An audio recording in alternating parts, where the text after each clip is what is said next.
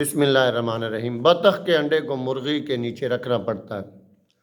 بطخ اپنے انڈے پر نہیں بیٹھتی۔ ایک مرغی کا انڈا اور ایک بطخ کا انڈا، دونوں کو مرغی کے نیچے رکھا۔ 21 دن اس نے تپایا، گرمایا۔ 21 دن بعد ایک انڈے سے مرغی کا بچہ نکلتا ہے اور ایک انڈے سے بطخ کا بچہ نکلتا ہے۔ دونوں نے چلنا شروع کر دیا۔ آگے پانی آ گیا۔ بطخ کا بچہ تیرنا شروع کر دے گا اور مرغی کا بچہ رک جائے گا۔ یہ تیرنا اور نہ تیرنا انہیں کس نے سکھایا ہے؟ اللہ نے سکھایا ہے۔ اسی طرح اللہ تعالیٰ نے بندے کو 2 راستے دکھائے ہیں۔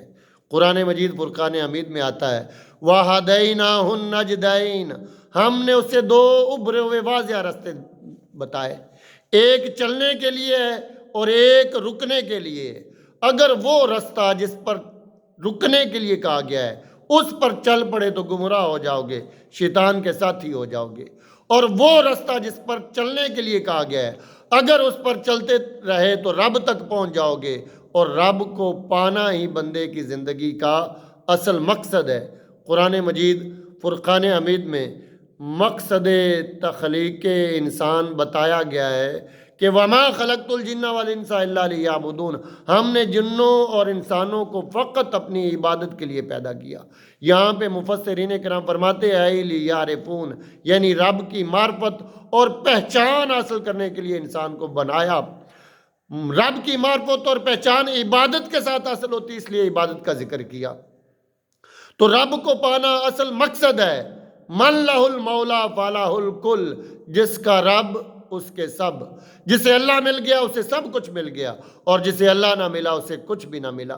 بندہ حقیقی معنوں میں بندہ بن جائے تو یہی خلیفۃ اللہ فی الارض ہے، اور یہی بندہ اس کائنات کے اندر مظہر ذات خدا ہے۔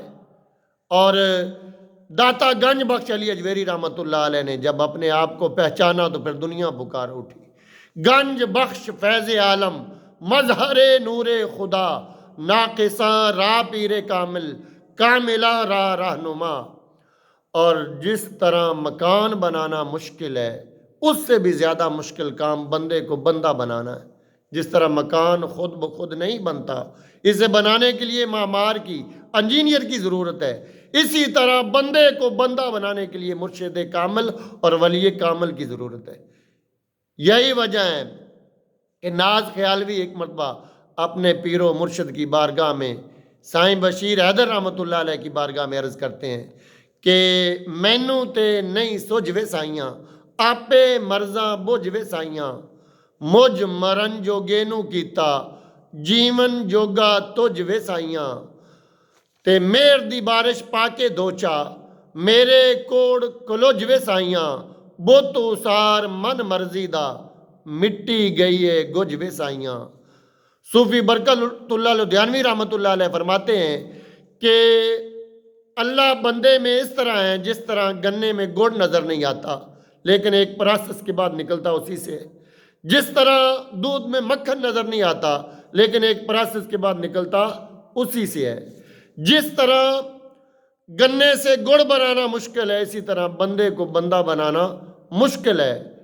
گنا 3 مراحل سے گزرتا ہے۔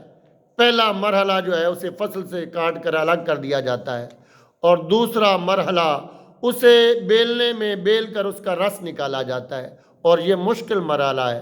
اسی کی طرف کڑی شریف والے بزرگوں نے فرمایا ہے کہ پھنس گئی جان شکنجے اندر تے جویں بیلنے دے وچ گنا، رو نو کو ہن روے محمد ہن روے تے میں منا۔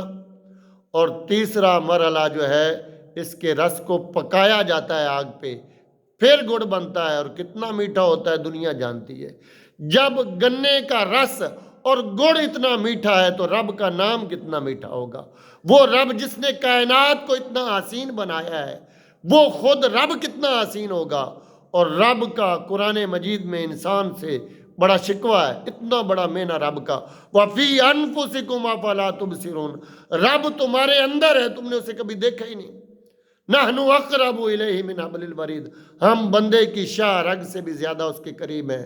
رب بندے کے اتنا قریب ہے، پھر اتنی دوریاں۔ یہ دوریاں کیوں ہیں؟ اس لیے کہ بندے نے ہر حسن دیکھنے کی خواہش کی ہے لیکن حسن مطلق اور رب کے حسن کو دیکھنے کی خواہش نہیں کی۔ اللہ تبارک و تعالی ہمیں جو ہے وہ مولائی بننے کی توفیق عطا فرمائے.